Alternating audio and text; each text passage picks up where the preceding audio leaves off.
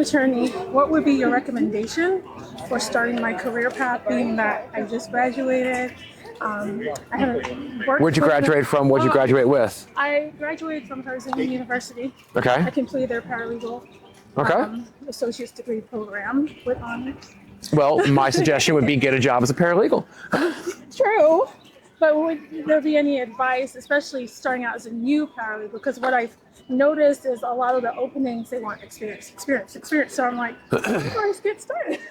Yes, that is the downside of like most careers is it's like entry-level position must have 3 to 5 years of experience. Exactly. I know there's some inside tips on how to approach that.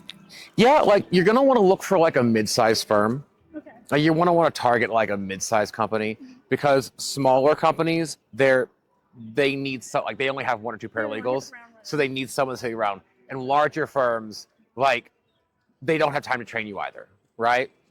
What you might want to consider is look for job openings at firms that aren't necessarily paralegal positions. Okay? Because a lot of firms hire from within.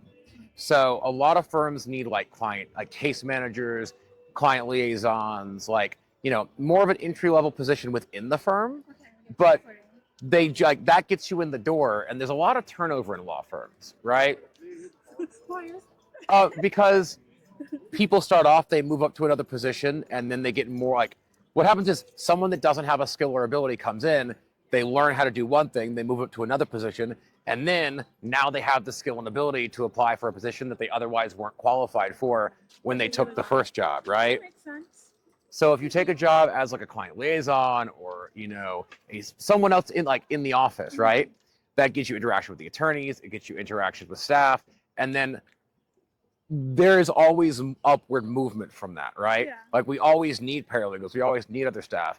And you could probably do paralegal duties and activities as like a case manager, but not necessarily just being like, here's a bunch of stuff that you don't know how to do, good luck. Get it done now. Like if I was to say to you, hey, please go follow this car accident in Henry County today, you might have a certificate, but you'd have no idea how to go about doing that. Exactly, right? I mean, so exactly. But if it's like, because most of what paralegals do are like tasks, like file this document, contact this office, do this, do that. So starting off with like getting your foot in the door is much better than just banging your head against the wall, looking for places where they're like, we'd love to hire you, but I was like, maybe I should stay in tech at this rate.